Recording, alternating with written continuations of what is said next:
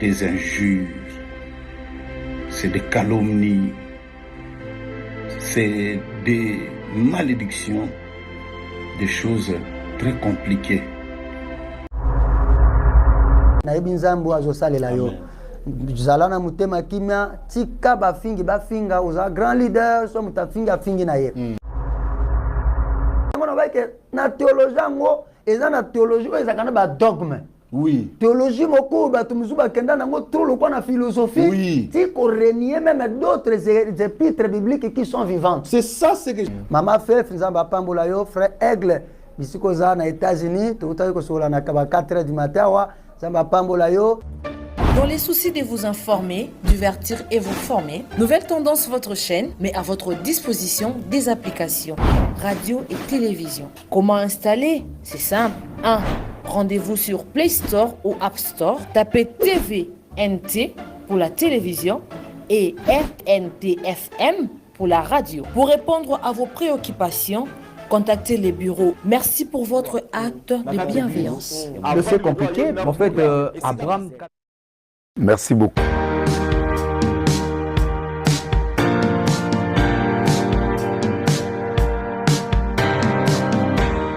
Merci Balania Nouvelle Tendance. Merci encore une fois chez vous. Rendez-vous Nakitata.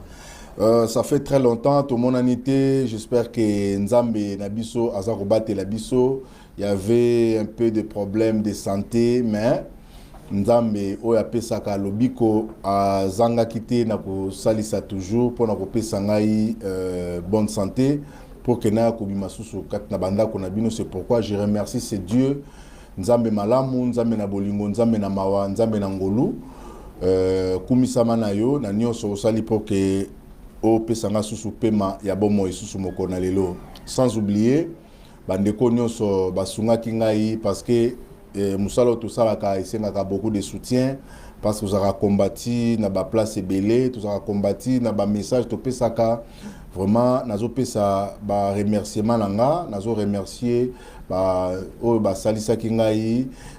Alors tout le baki to ya poto lobela makambo ya théologie parce que le pasteur Lifoko du ciel a salaki rencontre morona ba serviteur de Dieu par rapport ya Makambo bakomi ko kanga ba église au ministre Mutamba amoni désordre na secteur ya ba église ezali ko tuka makamba église te abane ko le makamba ba deux fois makamba ya deux fois donc so ba kangi yo za muta deux fois za vewe o kota boloko ke makala en plus amona ki pe na secteur ya église ba ventire comme trop. C'est pourquoi babi il faut ba régulariser makambo, il faut que église ezana mikanda. Je vous disais, ce qui est tombé quand kita au figuier, au lobby de poignée, mouton parler à la bêtise. Au bon il y a tribunal. Ce qui n'a parqué, ce qui n'a ressemble. Je vous disais, Bandeko, Makamanza Bezala Boete, au théâtre Neni, comment ça poubelle ton Neni. Asa ce qui mouton Mbokani, Nangona, Maïna Konga Bandi va ventir à Rolekabou, Denis les seuls à côté n'a bêté ma coffre. Est-ce que Moussa Lanzamba Kola bloque à Ningwana? Quand vous êtes Tolobaki, bon, on a vu Batumabe. Yémoka Bimia, lui, Moutoune, ça la bien. Là, maintenant, vous êtes d'accord. Ce qui Yémoka Milobeli, son ala, la bique, Moutoua, Moutoua, ça bien. Au fingi, ce que Yémoka, le roi, bique, Moutoune, ça bien. À mi fingi. Bandeko Toko, Lambo, que ça sonne, ça va karaté, to comme dans le 21e siècle, technologie avancée, Makambele avancée, tout tika babilo, tout ça là. Alors, avant Toko, on a vu Falikambo, tout ça, on a lié tout un élément. Il y a pasteur, il faut que ça, il n'a pas, parce que ça, les vidéos, moko, après avoir que ça la réunion au ça qui n'a pas serviteur de Dieu pour n'akolobake frère Branham autorisé qui battant en théologie parce que moi nanae Billy Paul attend qui théologie et batubele ba bimi bandi ko finga koloba n'importe quoi biso to lobaka boy ceux qui ont la connaissance moko contraire par rapport à au mutalobi yaka expliquer makamna loba. Mais non, ça c'est pas bien, ça c'est pas respect. C'est pourquoi dans la vidéo il y a petit message et ça là qui n'a pas si on a yoka qui en haut na monengelo ko kolobate po basenga na régie boti la biso image ou pasteur il faut qu'on ait zoloba par rapport à batu mususu un message ba komi ko finga kai ko n'importe quoi après ce que to zonga na pasteur Enoch bo monaye et plutôt lobela sikoyo makambu sikoyo ya théologie, ce qui, Moussa Lanzamba, théologie ou pas. Donc, il y a un régime. Merci beaucoup. Très chers vraiment, frères et sœurs, que le Seigneur vous bénisse richement. Je suis dans mon cœur écœuré, dans mon cœur beaucoup de douleur et même de souffrance, parce que il y a beaucoup d'années que je suis en train de subir cette histoire. Quelle est cette histoire?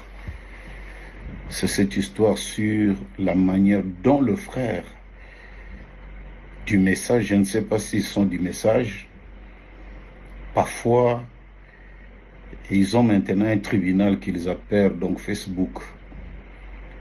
Et là-dessus, c'est des injures, c'est des calomnies, c'est des malédictions, des choses très compliquées. J'en ai subi pour quelque chose que je parle de la part de Dieu, de la parole.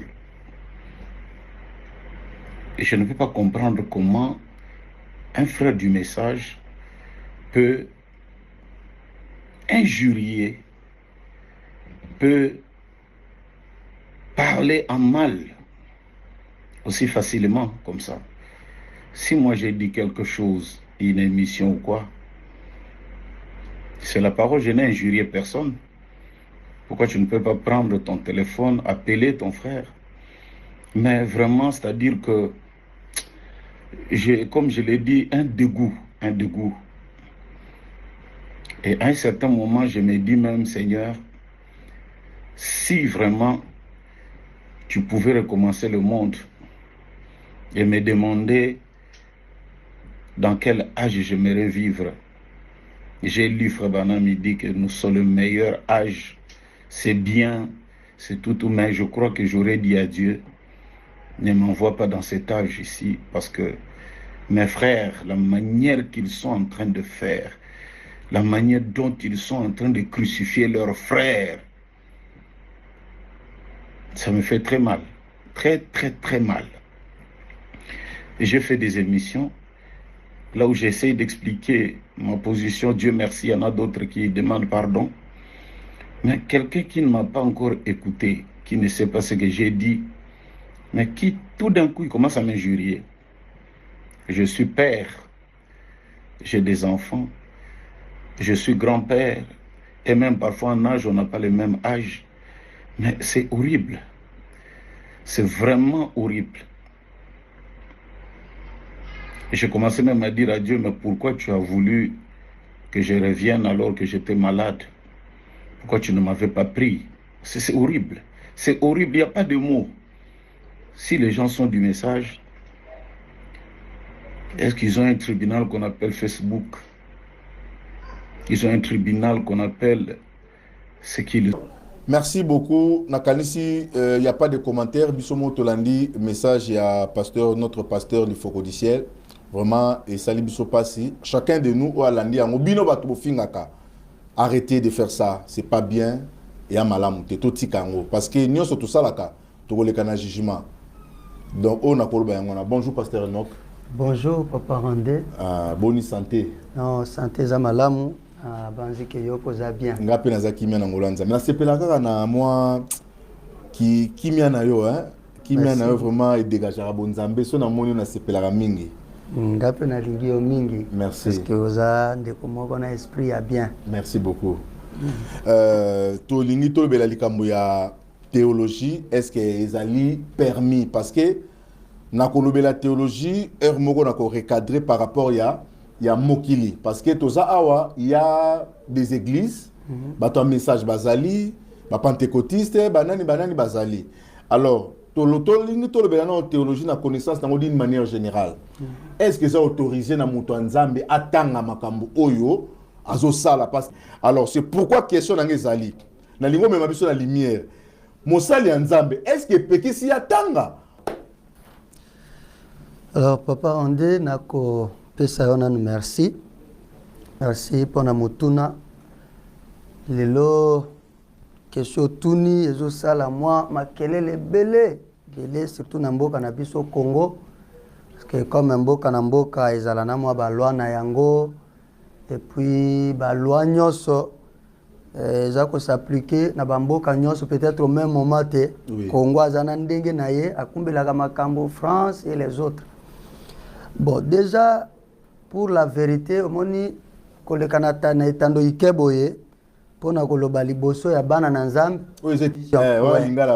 Alors donc na télévision ou bon même na radio, ça dit tango l'équipe déjà pona koloba na bana na nzambe, ça demande une certaine vérité et sincérité.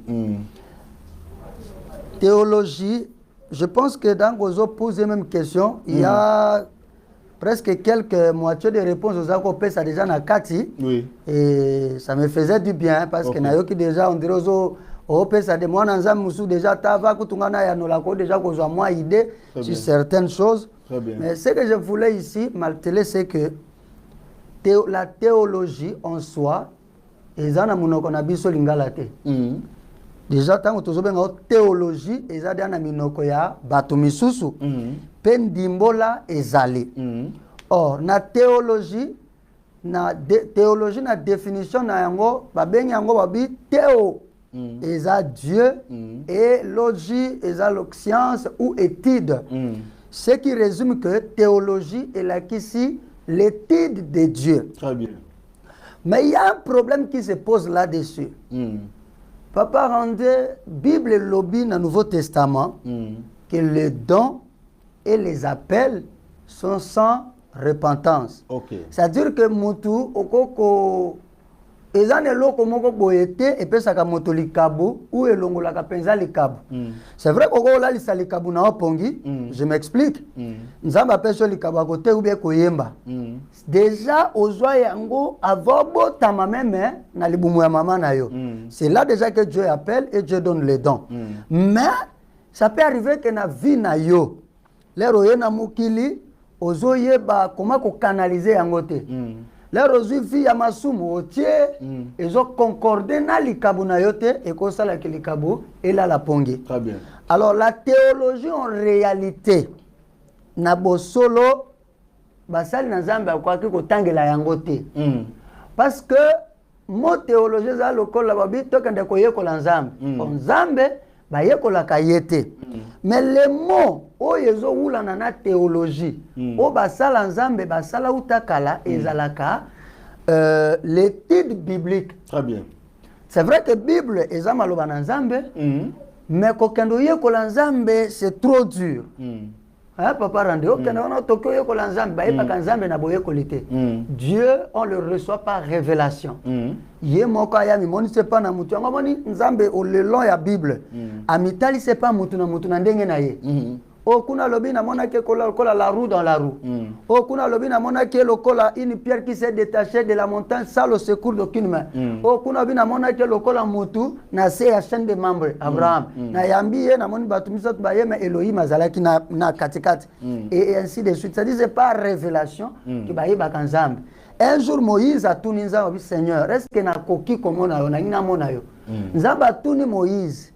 Est-ce que mutakoki komone longi na ngai pe abika?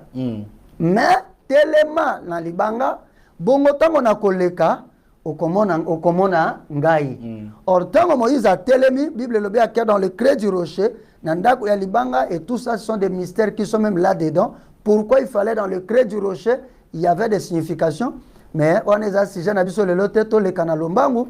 Moïse tango nkolo aleki nde amoni mukongo na bi amoni mukongo ne lokola mukongo ya mutu. Mais pourtant Nzambe wana Moïse atikala mone boete mais anda ko yoka kaye ay ko mona ba forme beleli kuna ndenga moto ezopela kaka ye Nzambe amoni ye lokola mukongo moto kaka Nzambe. Donc en réalité Dieu on ne l'étudie pas.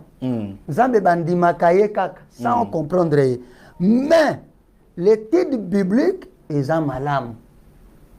Et dans quelque sorte, tu vas bien en théologie. Mais il y a un lobby. Parce que tu as un jeu de mots. Ouais. Dans la Bible, Jésus-Christ a raison matin. Abina Bango, allez par tout le monde, faites de toutes les nations mes disciples. Enseignez-leur à observer tout ce que je vous ai prescrit. Tout mon enseignement. Ouais. Si on a un problème linéaire, parce que quand on dit la théologie, ezali mo autolobi et ça na dérivé nango mais siko tant to ya place wana et là on to ça to enseignement voilà l'enseignement l'enseignement et la prédication oui ezali boye kolianzambe te bakende kotangisa bon c'est-à-dire le premier que il y a des mots au balbenga ngo ba mots eza monsieur eza pauvre pour na kopesa vraiment exactitude ya likambo très bien côté ya mananenga lubanzambe côté lubanzambe eza penza boyekoli ya bonzambe lolengo yo théologie abengela te mais ce qui est vrai biso lokola bana nzambe soki pona ko étudier lubana nzambe oui toza no ya biso théologie théologie na biso o biso ningasiko pona bato ba comprendre biso malamu to benga ngo branche to benga ngo étude biblique ça dit tokyo yekola makomi to yeba lolenge lubanzambe bato ba eban makambo ebandaki parce que en réalité biso moko na boye to zaki na Eden te mais to yebi masolo Eden deni parce que ba yekoli biso na lilo ba ya nzambe et ainsi de suite ce qui tue les gens ezali moana théologie ou étude biblique. Mais ngana kolinga lo papa rendier pesanga yi chance wana tozwa bana zem beaucoup plus na côté ya étude biblique. Parce que ce que to tanga na Bible, Acte chapitre je crois Acte chapitre 22 Toyoka moi likomo encore rapidement Acte chapitre 22 na joa partie à verset 1er Bible lobi boy. Parce que c'est mieux aussi Bible lobi la suma makamo que pesa kaide. La Bible dit hommes et frères, oh Paul Mutazoloba. Très bien. Hommes, frères et pères, écoutez ce que j'ai maintenant à vous dire pour ma défense. Lorsqu'ils entendirent qu'il leur parlait en langue hébraïque, ils redoublèrent de silence et Paul dit. C'est-à-dire que Paul a dit que alors bien en français, on va traduire. Mais ça que soit bango na hébreu. Tant ba yoki je solo ba hébreu mutongo to condamner ndengeni. Ba teki mi côté les sources de Paul a dit que je suis juif, né à Tars en Cilicie, mais j'ai été élevé dans cette ville ici et instruit au pied de Gamaliel dans la connaissance exacte de la loi de nos pères. Or, lorsqu'il dit la loi de nos pères, c'est la loi de Moïse, c'est la parole de Dieu. Oui. Aux hommes, mi beko ya nzambe parce que bango ba juif bazaki mi beko msuteka mi beko ya nzambe. De nos pères, étant plein de zèle pour Dieu, comme vous l'êtes tous aujourd'hui. Parce que eloko pusaka mutupe aye kola makamona nzambe akota na bozindo ya étude a se former na kati ezali tango zana lipambu wana zèle wana posa wana ya évangile ndi yango Paul était animé na zèle wana ayaki kokenda non il faut na yekola pe quelque part ndakende ko yekola pa nganga mayele moko makasi na tango wana ebakili lo banzambe parce que eza loi Gamaliel nde akiaki ovana makolo na ye. Mais par là, c'est le bateau batanga qui tout le monde qui bat docteur. Titre wana ya docteur. Ils a qui attribué na mutunyo sauté. Parce que on disait à Jésus que moi na oyo ndeni na tangité. Mais makambo zoloba ezole que la même ba docteur. Tu as histoire ya Nicodème. Très bien. Docteur de la loi. Aye liboso Jésus ba ndi ko solo là. Jésus bisi fo bota mambota masika. Atuna bi na yo docteur de la loi yebi yango do moto atangi. Yango to linga to bela. Nini na mamba classe webi na sepeli na loko moko na sepeli lero osima bakamba Nicodème parce que il y a une vérité cachée là. OK. Tala Nicodème azalaki nini nani docteur. Or docteur ya Nicodème ayekolaki loi. Mais tanga comme devant azongi loko élève. Parce que comment yo docteur ozo na elenge que na sala nini pour na songa libuma mama nanga. Et puis Yesu kuta ebisa yo même kutu dokotolo. Mais tikana ebiso bo sembo moko tala kobota mango eza ya mosunete ezando bota manamoli. C'est pour dire que makamwanzambe en réalité le plus grand professeur des Saint-Esprit. Amen. Ya mon avis même tant que kana bato akando ko lisabiso na école biblique en tant qu'il met bazaka limité. Oui. Omoni? Oui. C'est pourquoi koloba penza que bato bako ko kende kotanga Biblia te eza mabe. Eza mabe makasi. Koloba ke beaucoup kotanga ngo te eza mabe. Papa, une fois je crois dans l'émission passée, na évoqué que loko moko. Na mokilo soko za formé te.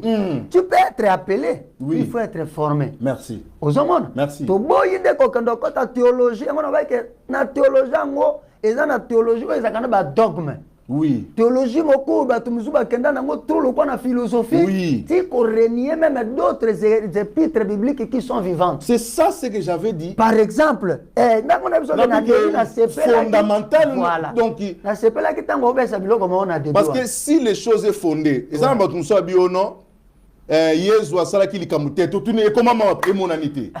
Mais biso trobi tout ce que tu sois prêcher, ça doit être fondé dans deux écritures. Ouais. Quoi la biso ma canicité. Et c'est pourquoi comme on a par exemple, tant on a évoqué exemple yo, Samuel na Élie. Oui. Samuel na Élie.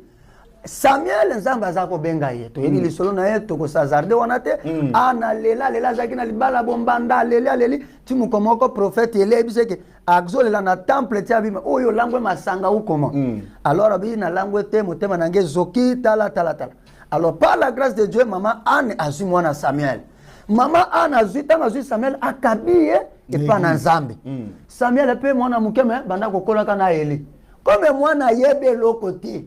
Mais na libumu ya maman des gens za babenga kayazala prophète. Mais prophète non formé. Formé. Sans formation. Alors du coup, Samuel a fallu azalaka pemene. Maman na zwa kinde révélation ko chayoan. Yango mukolo appel na ye komi za babenga Samuel. Ayo ki voit le kola ya mutu ya kanse za Eli. Ake papa obenga Eli alobi te. Kende ko lala. Azongi deuxième fois Samuel. Papa obenga te Eli alobi te hein. Oh c'est normal. Te moi no yo Yahweh ndazo benga ye. Alors il faut maintenant l'initier.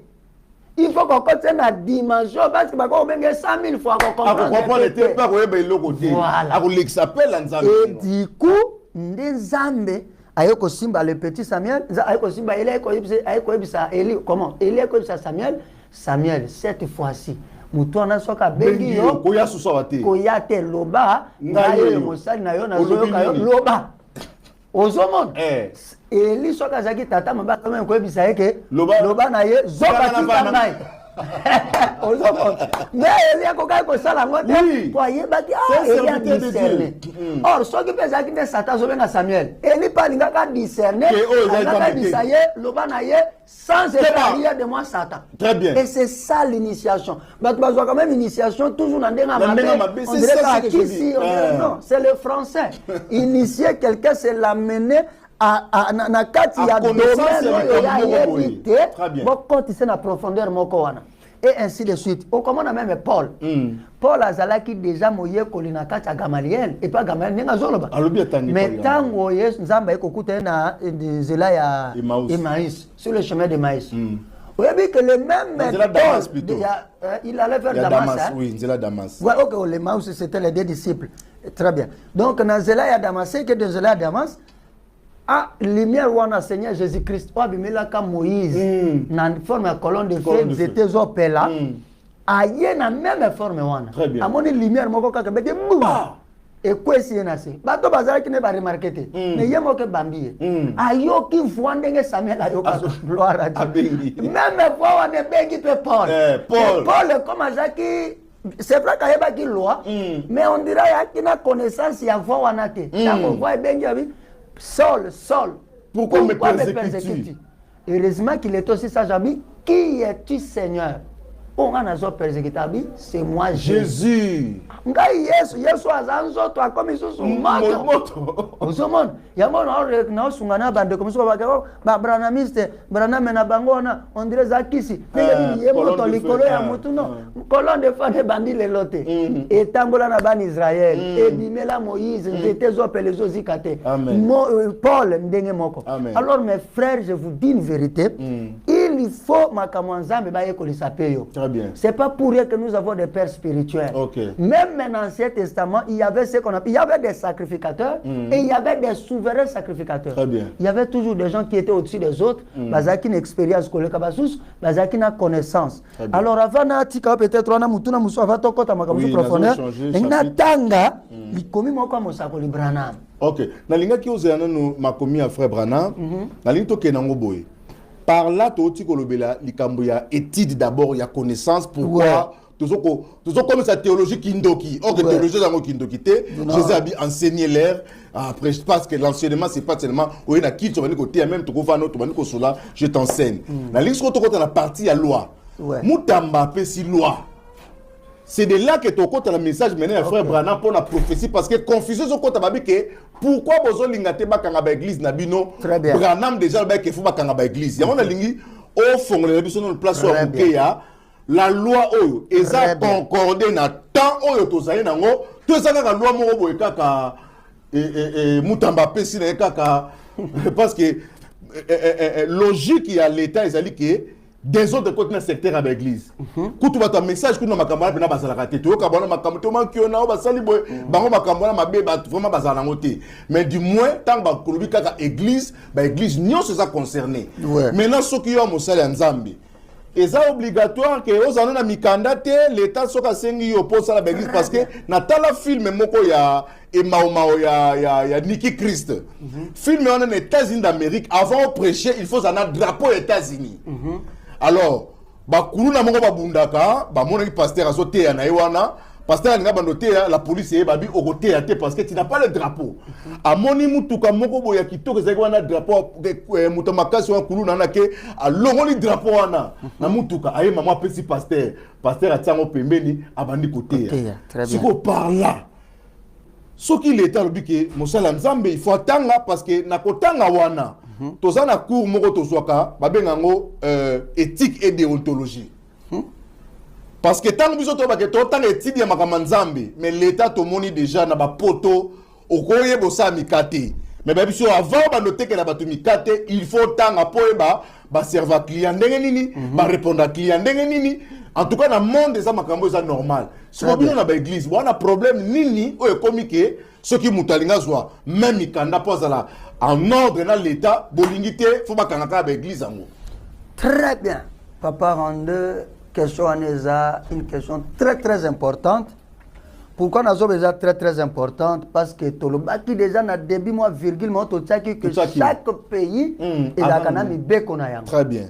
Pe na kwa biso vérité oyo e bandi na frère Branham te Jésus Christ aloba boy azu mukolo moko bazotuna ye mbongo ya mpako parce que na mibeko na bango ya bayuda à l'époque faut mutu nyonso futa ka pe mpako na yo ozo exercer misala na mboko ozotamwa na mboko faut futa lo mpako na ba poto kutu ti même ba mpako ya kotamwa na balabala ezali.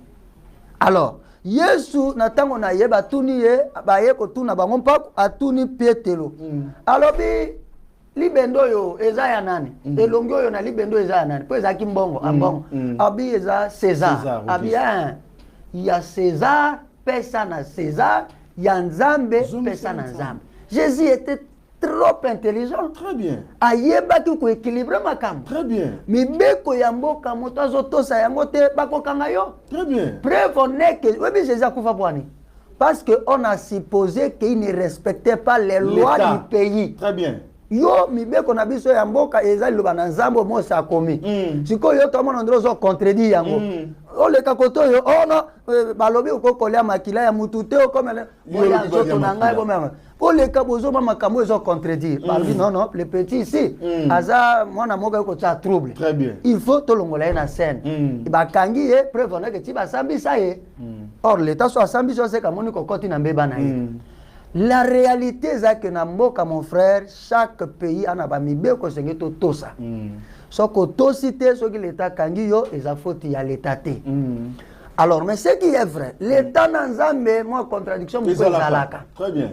yango nde pasi oyo basala nzambe ya solo bazokuta nango na bamboka soki mboka décider likambo boye tala par exemple neti bato décider bo excuser spona bato ya deux fois bozoba ya homosexualité que mais eloba même eti donc ba adopter mon niveau mais eti ba église pambolango oui et ça soni soni mosala nzambe asolosolo ekosala so na pambola mobali na mobali mais bon parfois soki l'état imposé basuka bakanga yo mais il y a aussi des choses mon frère nous devons assumer soki comme une étape moko ya makasi s'il faut bakanga église na osala nini bakanga kaka très bien parce que oko trahi nzambe na ote likolo parce que l'état alobi très bien mais nazozonga mpona oyo etali ya biso ya théologie c'est vrai que tango mobeko ya théologie aneyaki liboso biso nyonso tokomprenaki mabe tokanisaki lokola ke l'état alobi tout pasteur il faut azala na diplôme ya théologie or baoyo batangeli classe ya droit bazali et puis bato baza penepene na ministère bazali nde baye koexplike biso balobi non c'est vrai que mobeko wana ebanda toki basignaka yango depuis 1971 si je me trompe pas ils ont déjà arrêté ya kala ya que pour que moto ozala représentant légal d'une église, c'est-à-dire d'une communauté, il faut zala na diplôme ya théologie ou diplôme équivalent na diplôme à théologie. C'est-à-dire, au koko zalotanga théologie, au présenter biso diplôme na yo. Mais si on a diplôme à théologie, la qui soit diplôme à licence, soit institut supérieur, ou il cause à la presque la même valeur na diplôme ya théologie. Des places biso na koloba que tu comprenais l'état bien té. Très bien. L'état poussé biso par force c'était na mauvaise compréhension à liboso pour dire la vérité ba topé ba poti lombangu ba musu ba kene ba somba ta ko somba ba so sala et koti ba tuna désordre et je ne condamne pas trop ces gens là c'est que je condamne seulement acte ya ko somba parce que na le banzambe to le ka fraude té mala motangeli normal au ba pesiol diplôme au saleli mais en réalité batu balingaki ka ba se conformer pour nini à l'état lobby il se peut to sala nini to se conformer. Pour nous étaler arrêté mon frère, surtout pour les représentants légaux, il y a une église, bazala na ba diplôme soit ya licence, soit ezala na diplôme ya théologie. Pour na moto ce qu'on a que théologie zamabe. So kotanga ki ba université na yo, présenter l'état yango parce que balobi soit yango, soit un diplôme équivalent. Et ce que j'ai aimé, c'est parce que ils nous ont explicité, c'est un peu plus clair. Il y a un moni et Tumbeya qui pense que pression théologie. Ce qui n'est pas mauvais. Mais nous avons Kasunga, Toto Samibeko Yamboka. Ce qu'on a un diplôme ya théologie, ça la takisa ba tota diplôme ya université oyezo ko kanana yango okosala musala na ona kimia mais pona moto mosusu ayebi na vérité to tcha parce que mokili mbeko landa biso soki il y a des gens bazanet ba communauté tout pasteur à communauté azana droite azana diplôme en théologie non légal il faut azana yango maintenant peut-être à cause la des diplômes net ba certificat pour la communauté na ye na ba pasteur na peut-être moi ba brevet moi ko zo like ça que il travaille sous moi tozana bango tozato parce que prévenez que namboka na biso so qui yozi arrêté so que comment on appelle ça les documents juridiques vraiment où ils ont couvrir église mutuana so que ba document au ministère azo senga au commune à droit à implanter l'église partout dans la RDC. Très bien. Aux hommes. C'est ça même, ça dit document moko, nous avons droit comme na Chikapa ou implanté na Kinshasa ou implanté na Lumbashi partout. C'est comme ça que dans des communautés, notre pasteur à cause de l'église né 50 a tini 49 pasteurs quelque part, il y a tikali na siège. Merci. Tozong ici frère Branham. Na yé pas ce biso, to ebike bino bonimaka kande frère Branham. Très bien. Ce que frère Branham a lobby ezali oui et amen. Ataï to moni fruit soki frère Branham kaka lobi tondimi. Est-ce que frère Branham a autorisé batu batanga théologie to batanga te par là parce que bazo be la déniance. Batu musu ba a autorisé théologie te. Batu musu ba bio non alobaki que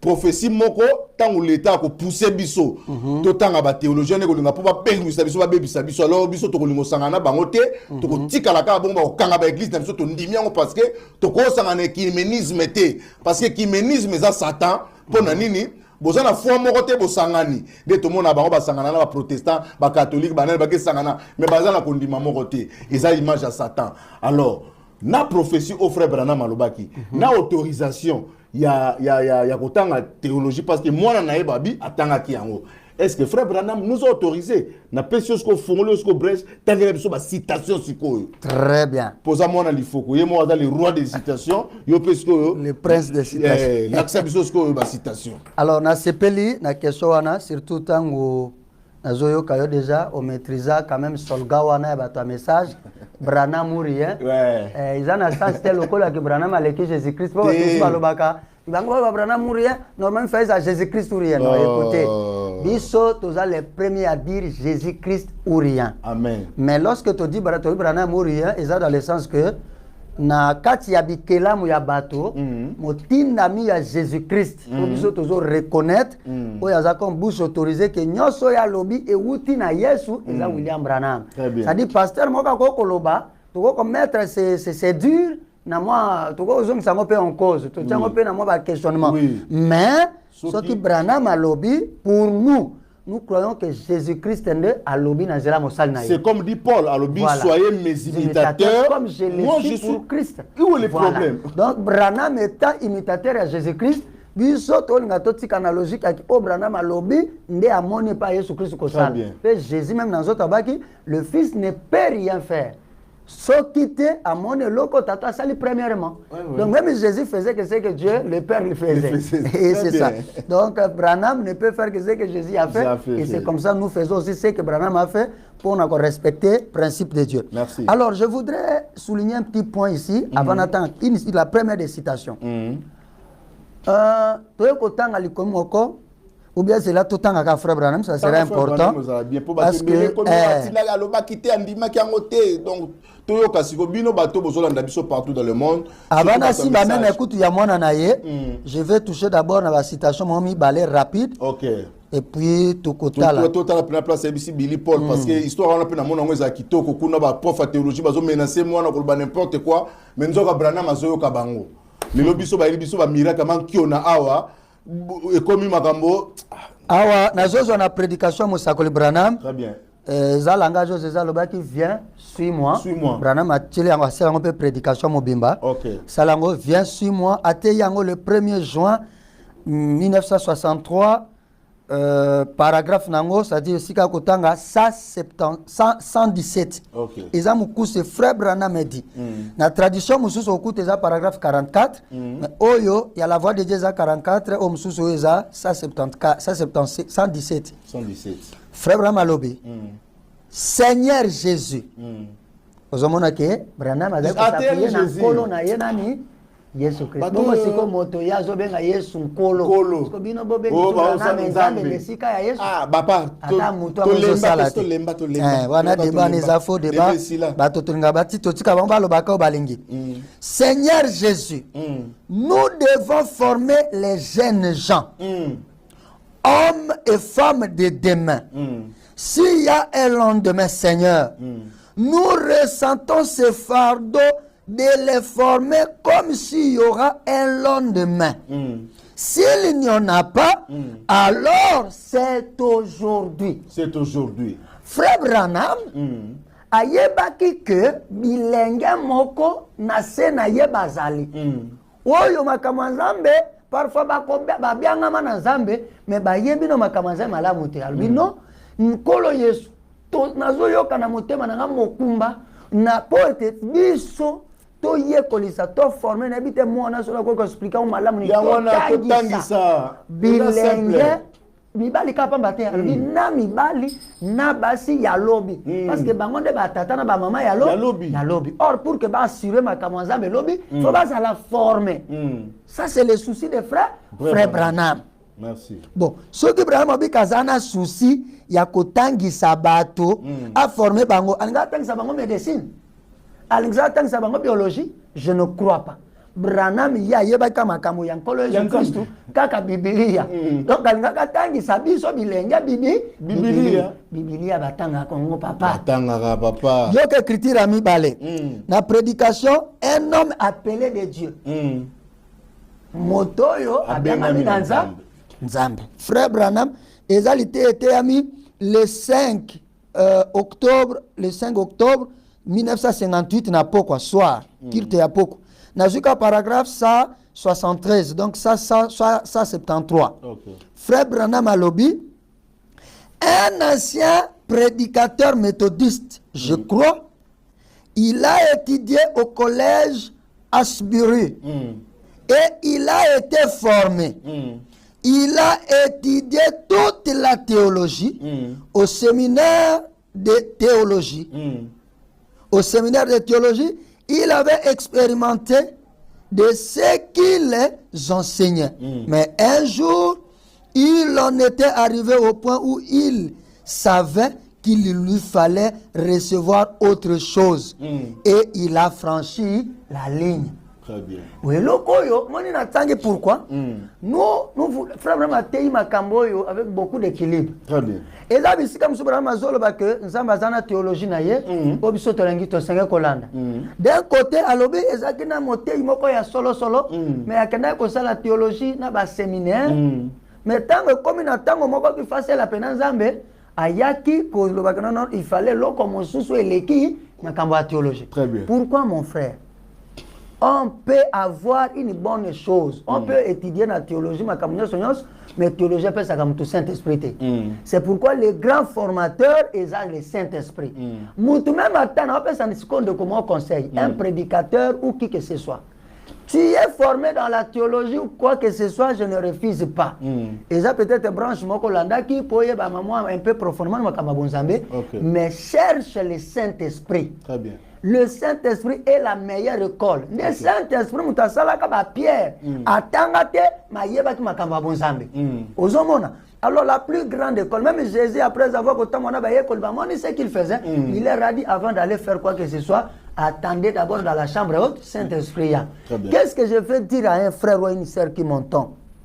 L'étude biblique, je ne condamnerai jamais. Parce que je sais, bon, l'histoire, on pouvait creuser beaucoup de choses, d'être préparé sur même comment étudier la parole de Dieu. Les pas Bayouda ou Banana christianisme, ils étudiaient un verset ou un chapitre chaque jour. Dans la famille coûte. Attends, l'école était dans la famille. Très bien. Nous devons aussi lire la Bible, étudier la Bible avec nos enfants et nos familles. Mosako librana malobi nous toko sukate kaka koyoka ka band mais sengi to étudier pe band band nini malobo yebrana matei abi faux message to étudier yango. Alors pour terminer comme balobi na biso ngonga esili ngaka mwana nzambe moka yoka rapidement une écriture sur prédication expectative prêchée le 7 février 1961, paragraphe 32, notons quelques phrases, Yasuka. William Branham Alobi Boy. Ça, surtout pour nos frères du message. Nous avons que Moutako, c'est l'école biblique qui est non, Branham Tika qui peut mon année à Kende. Ce qui Branham Azo croit si Yango, Bisoto Zabanani, Boya. Il faut te comment équilibrer ma cam. Eh bien, je crois dans les écoles bibliques. Paragraphe 32. Branham Ndazolo. Bande ko ba message, ba frère Branham na moni bo. Tant kaka li foko dise la tei maté na oyo ba tei ba bimé belé mususu ba uti kinkukusa, so ba uti wapi. Na mususu ba appel message te. Mino comment ba niko tsa. Siko o azolo ba o ezali frère Branham. Moi je dis chaque fois si vous respectez frère Branham, ba citation to na ko na sa ba nzungu. Oui, ça passe, il faut côté. Mais ça nani mutakomi. Bongo bana makambo azolo ba siko. Eh bien,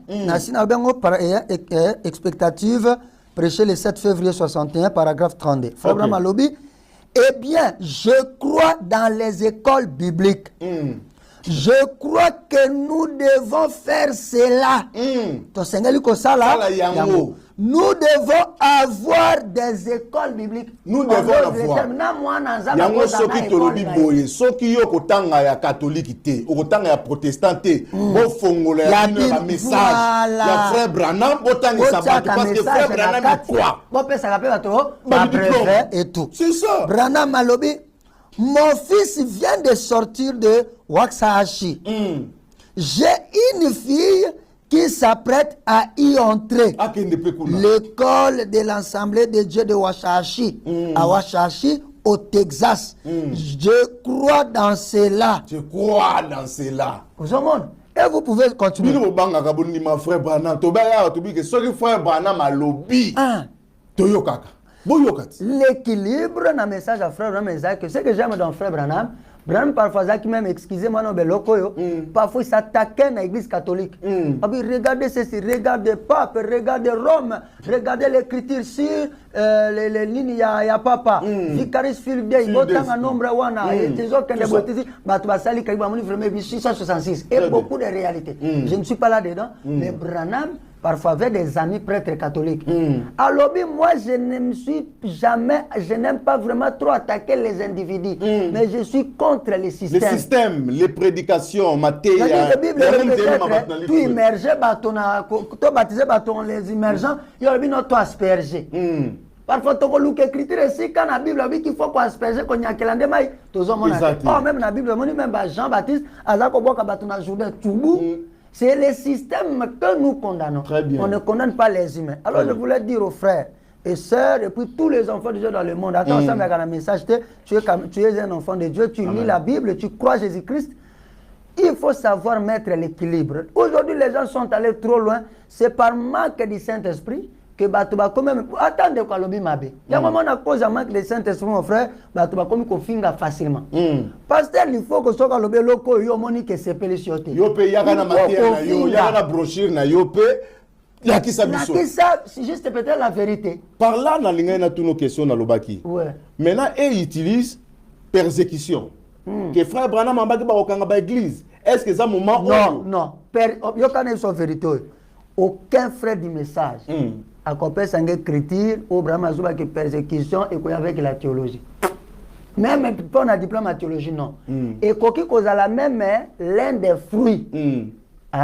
Mais jamais qu'on le bâtit en principe est qu'au kanga église est simple. Branham quand on attend on va décortiquer tout ça. Brahma lobby boy. Pape Rome et que ça l'impact dans les juifs. Donc on va polluer les juifs. Comme à un moment comme Kambekota matata ti à un moment donné monde kolingé papa Rome kolingé yangela mokili mobimba. Très bien. C'est à partir à ce moment-là qu'ils imposeront un système appelé la Confédération des Églises. Autre bien l'écuménisme. Et si est banda, mais pression nango na bandité. Parce que nous tant que boye et comme à un moment non, tout ça la kanza beka moko. Comment bino koto yo bisone message Abraham, bisone protestant non. Tout ça tous ala na manaka moko. Yango catholique ne bazaka wana. Oyo bakote na Rome, parfois ndio kote ya makoto. Très bien. Alors pour terminer, qu'est-ce que je veux dire? C'est ça. Et loko, merci beaucoup. Et loko et kokangisa ba masambo.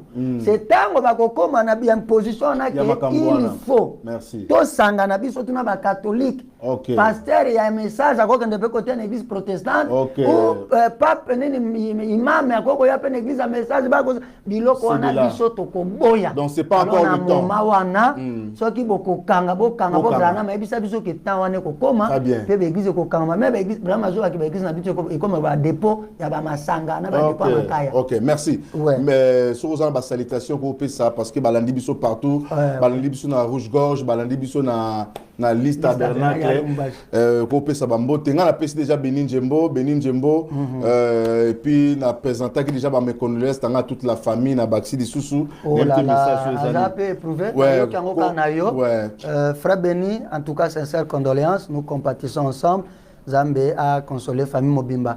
Alors le balobi moi na ko leka na etandote ça fait sa tata na imbote. Très bien. Na ebi que papa ko landa bano bia zo landa biso le révérend pasteur Louis Foucault du ciel. Papa tozo pesa imbote bisigo zali na Pointe Noire na mone loko moke sisite isu matata kuda na Pointe Noire yelo ko nyosa sala ka batuka ba benda ka matata o alati si ba diacre na ye ba teni ya teni militaire bato ba gadi ya couleur verte ya verte su ya couleur verte ba banjo ke za ba kaki ka vienda za muto alinga na makamwa malamu donc des décors des saisies et puis tout bon biso tebi ke bato anto ki pate kuna ngane sa papa loko moko dans 10 secondes seulement papa s'il vous plaît yo za leader munene na moni vidéo na kanga na vana na ndako na zolela tangu na moni piso limi tangi na boyaki pour ba même anaï si même dans les réseaux parce que je pouvais dire quelque chose de bizarre alors ça ne serait que c'est pour ça mon sans tout parce que j'ai beaucoup d'amour pour vous ngana yebi yo bien oyo zali na bonzambozo dégager et beaucoup de gens bazo sakana moto non pas parce que tu as kumisa yo mutu mais na ebi nzambo azo salela yo zala na mutema kimia tika bafinga uza grand leader so mutafinga fingi na ye mama Fef nzamba pambola yo frère Aigle bisiko za na États-Unis tukutaki kosola na kaba 4h du matin wa nzamba pambola yo ba toute la famille à France boze belé ba pasteur Polydor ba pasteur Alain Kinkela na Lumumbashi Rouge Gorge Lys Tabernacle bino tout bande konange belé boze belé so na tanga ba comme na kosuka. Merci beaucoup. Toutes nos familles spirituelles, tous ceux qui nous connaissent, Kasumbalé, Poto, partout, que Dieu vous bénisse richement et sans oublier l'équipe CDC Kinshasa, Frère Michel et le révérend David Amba. Grand shalom à tout le monde. Merci beaucoup. On appelle maman Fef Mbote Makasi parce que maman n'a déjà foufou maman. Maman. Foufou qui toque foufou zo botara que soko mare belo kwa mapo yezo multiplier yaki. Maman mo boboto Makasi. Vraiment, na pesi maman Mbote en direct ya Pointe Noire esika aza kolanda biso na libota mobimba. Tokutani prochainement parce que qui n'a pas petit Simon hein. Ah petit Simon. Oui, na pesi photocopie. Très bien, na pesi Mbote. Tokutani prochainement parce que toi na makamsus oyo toko décortiquer les sous bisoka message parce que toi la makambe belé bolanda biso toujours bozala toujours na nouvelle tendance nzambe apambola biso. Merci. Bien-aimés dans le Seigneur, shalom. À vous qui ont un grand cœur. Bino bao mitema nzamba pesa bino mitema malamu. Mitema kusunga.